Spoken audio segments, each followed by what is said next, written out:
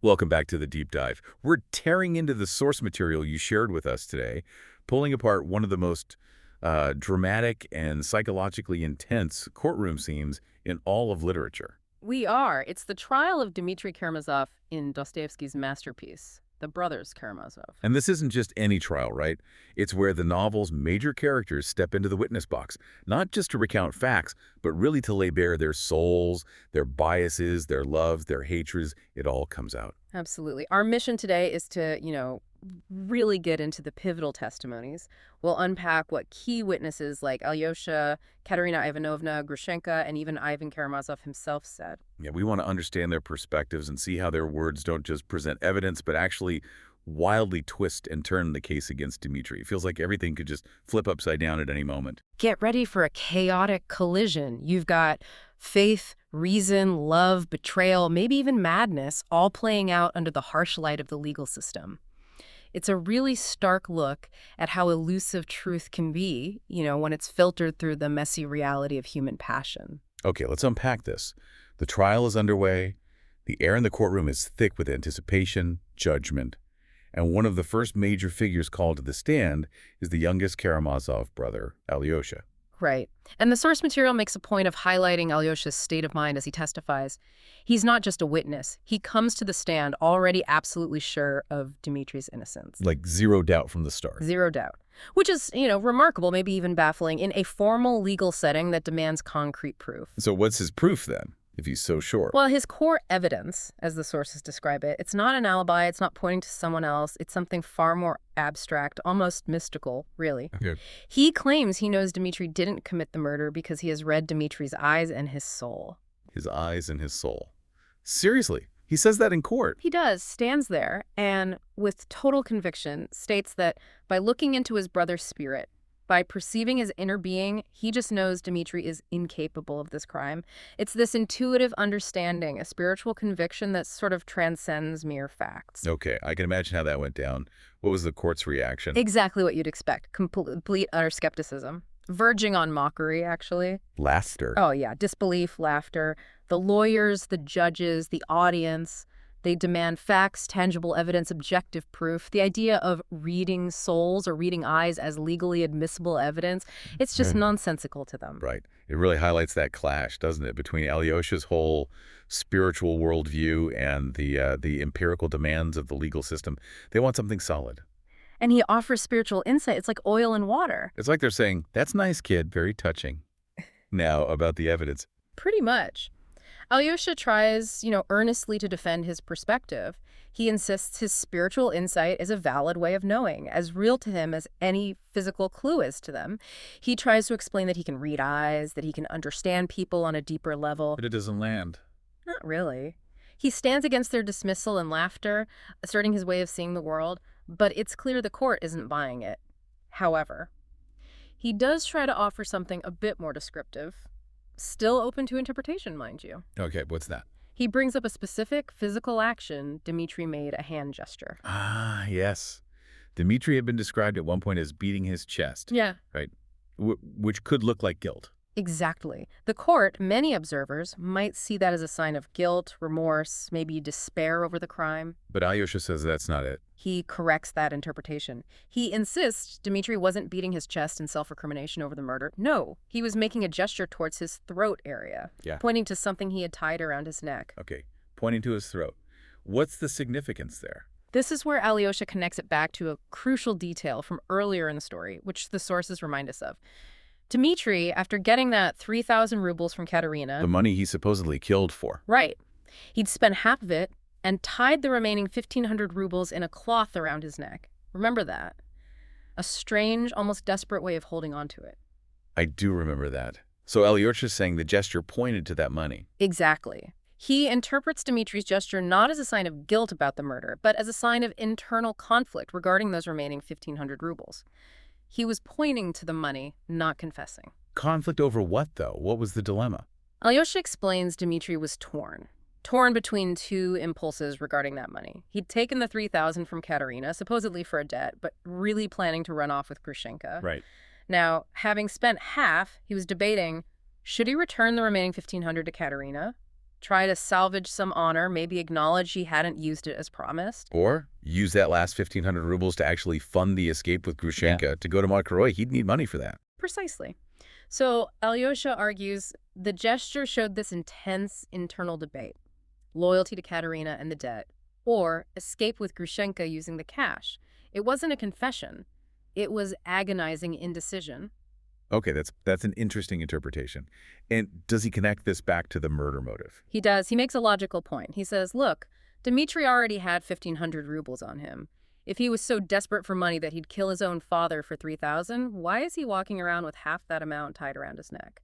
It doesn't quite add up if financial desperation was the only driver. It slightly undermines the prosecution's core argument about the motive. It does. And then he reiterates his main point, the eyes argument that he just knows Dmitri is innocent based on his nature, his soul. The 1,500 rubles thing adds a layer of practical reasoning to his spiritual certainty. But despite this attempt to ground it a bit more, how does Alyosha's testimony ultimately land? The outcome? Pretty much as you'd expect, sadly. The source material says it's largely dismissed. Just seen as brotherly love. Yeah.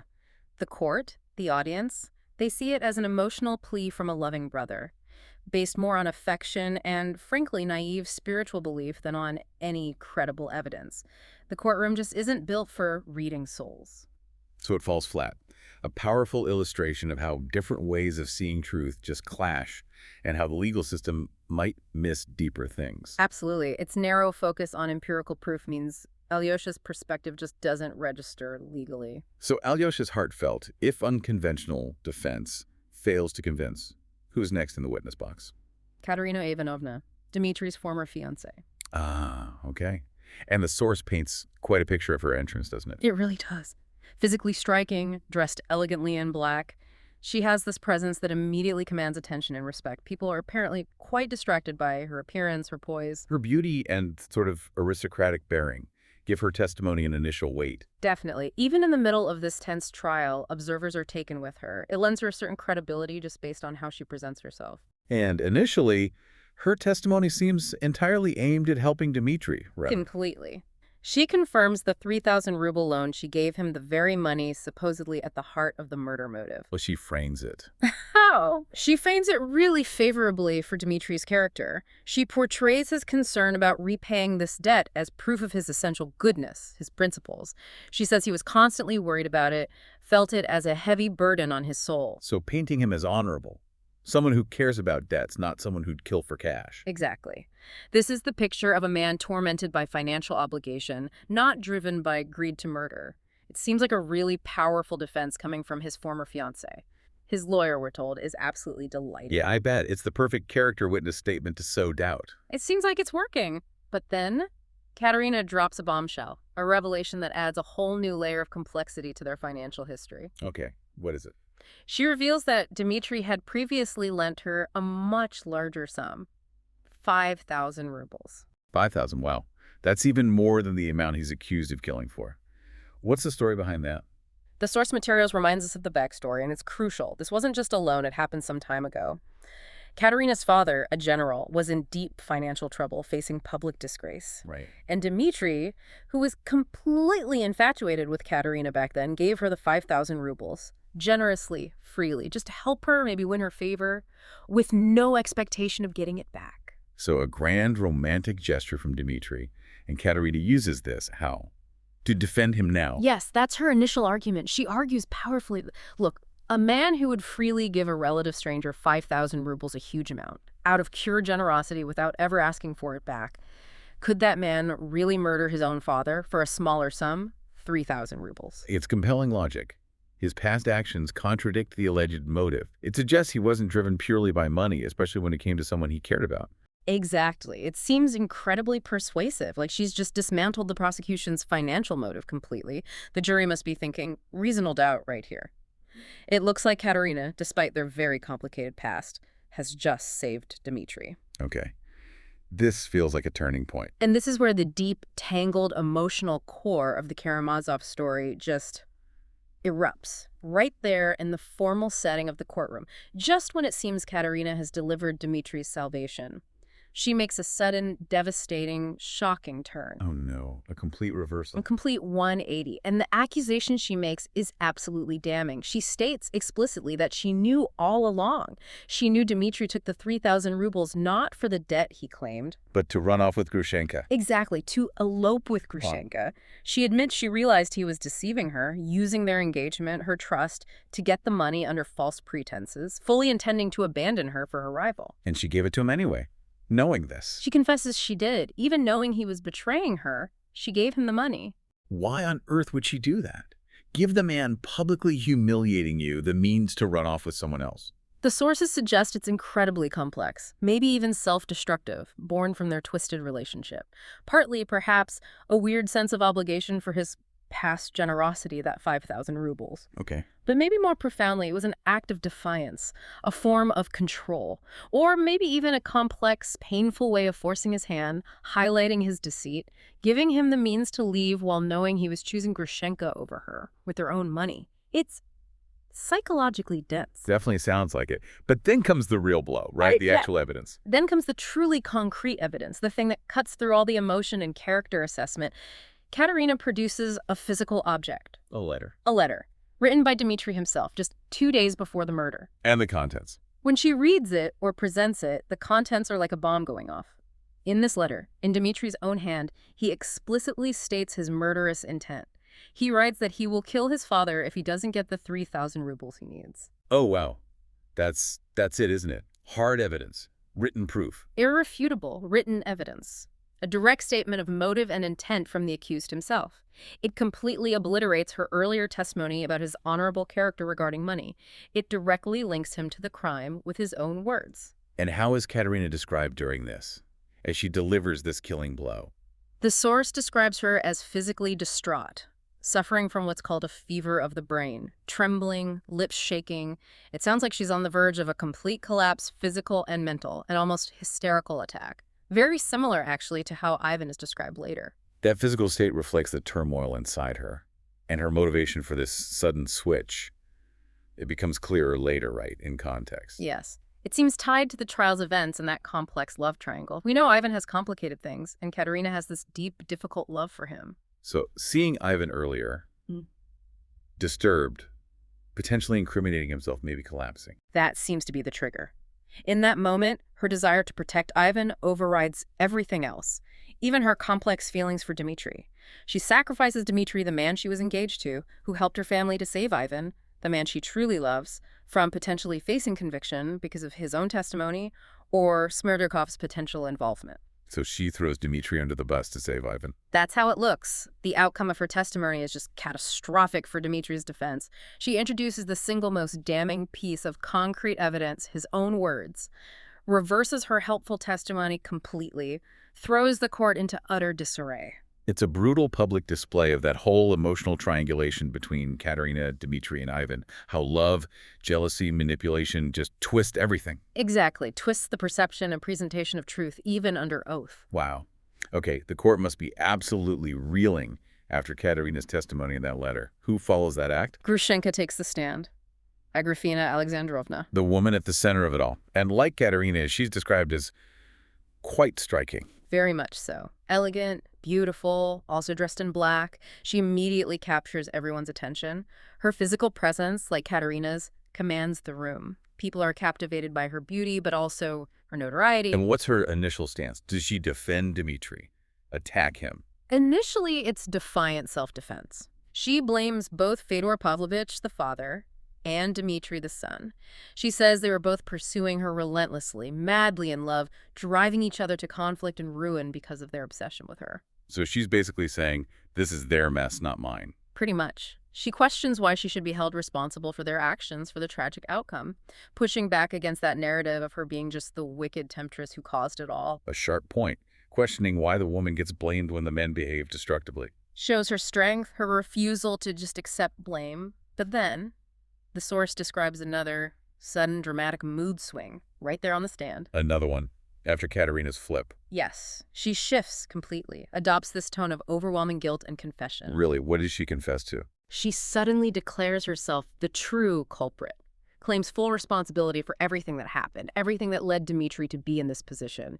It's this moment of intense, almost theatrical self-abasement. But is she confessing to the murder or something else? Not the murder itself. She immediately connects this confession to her defense of Dmitry. She asserts passionately that Dmitry acted solely out of his overwhelming love for her, that he was blinded by passion, driven to desperation because of his feelings for her. So she's taking the blame for the circumstances, not the act. Exactly. She begs the court to punish her instead, offers to go to Siberia, harsh exile, if they will only spare Dmitry. She calls him a true man, honest of heart, despite everything. It's driven by her deep love and pity for him, an act of profound self-sacrifice. That's incredibly devoted, especially compared to Katerina's actions. The contrast is stark, and you see the intensity of her other emotions too, especially towards Katerina. The source notes her visible, intense hatred and anger towards Katerina. You can see it in her eyes as she speaks. And does that spill out? Does she confront Katerina's testimony? Oh, yes. This deep-seated animosity leads to a fierce counter-accusation against Katerina, specifically referencing that 5,000 ruble loan story Katerina used initially. The one that made Dmitry sound generous. Right. Grushenka attacks Katerina's portrayal of that, suggests the true nature of it was far less noble than Katerina made out. She makes this cutting remark, implying Katerina sold her body to Dmitry for the money. Wow, painting it as shameful, transactional, not generosity. Exactly, casting doubt on Katerina's integrity, the purity of her initial testimony. Whether it's true or just spite, it muddies the waters around Katerina. Does she mention anything else about Katerina? She also brings up Katerina inviting her home. Frames it not as reconciliation, but as a manipulative attempt to bribe her, to pay her off to leave Dmitry alone. So just more fuel on the fire between them. Does Grushenka attack anyone else? She does. She turns her fire on Rakitin. The smarmy seminarian, who testified against her character earlier.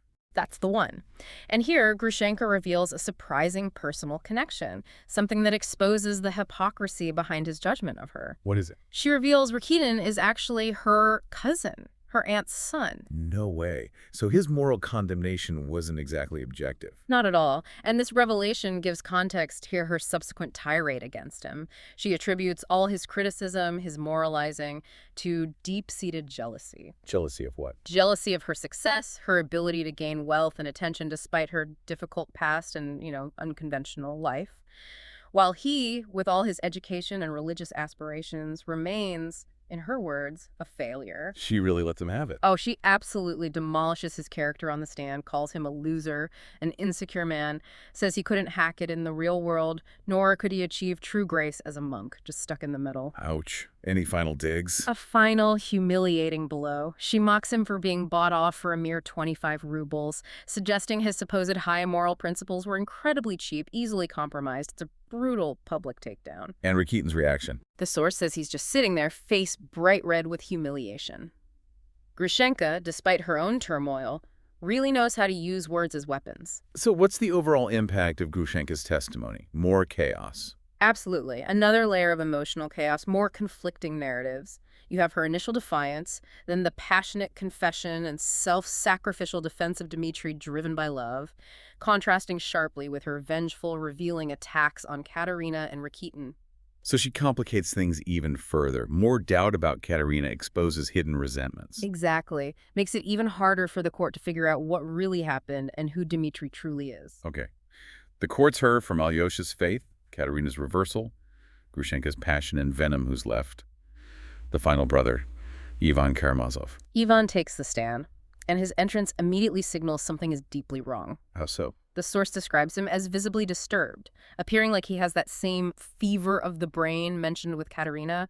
It creates this instant sense of unease, high drama in the courtroom. So his mental state is unstable from the outset. Clearly, which sets the stage for a testimony that's going to be, well, unlike any other, potentially brilliant, potentially insightful, or potentially just completely unreliable. And what's his primary accusation, delivered amidst this disturbance? It's explosive. It shifts the potential guilt entirely away from Dmitry. Ivan claims it was actually Smerdikov, the servant. Smerdikov committed the murder and stole the 3,000 rubles. That's what Ivan claims.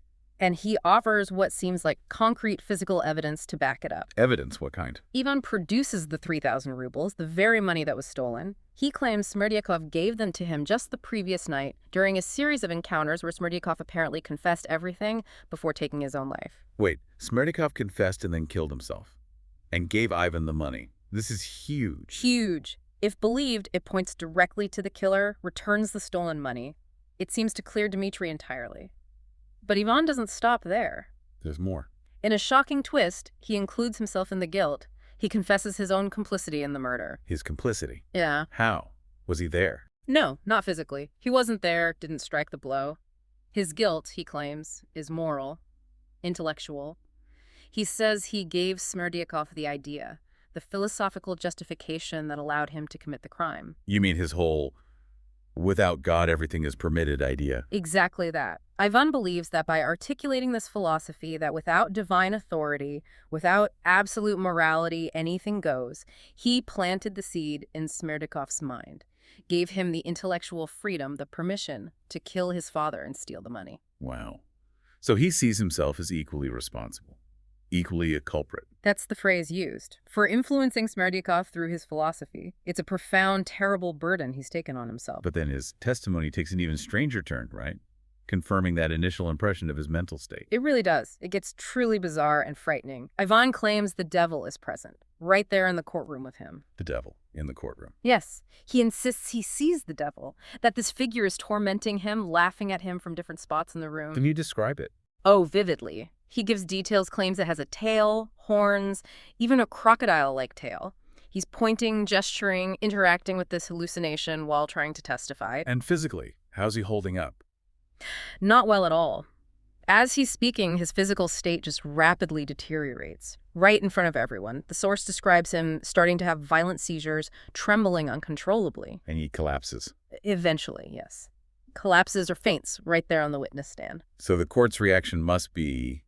What? Stunned, confused. Utterly stunned, disbelief and confusion. Ivan's known for his sharp intellect, his logic. So on one hand, his accusation against Smerdyakov, backed up by the appearance of the stolen money that carries potential weight, it fits, maybe. Smerdyakov had opportunity, motive. But on the other hand... On the other hand, his obvious madness, talking to the devil, the physical breakdown, it makes his testimony incredibly unreliable. People just don't know what to believe. Is he lucidly revealing the truth about Smerdyakov while also hallucinating? Or is the entire thing, the accusation, the money, everything just a product of a complete mental collapse? It's impossible to know.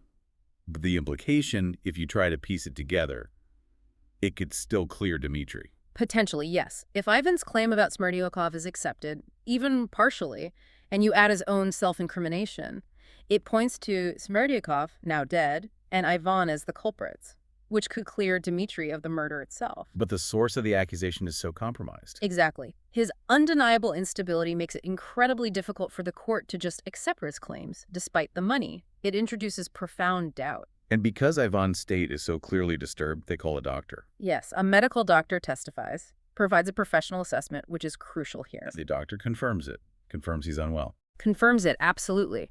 States Ivan is indeed suffering from a significant mental disturbance.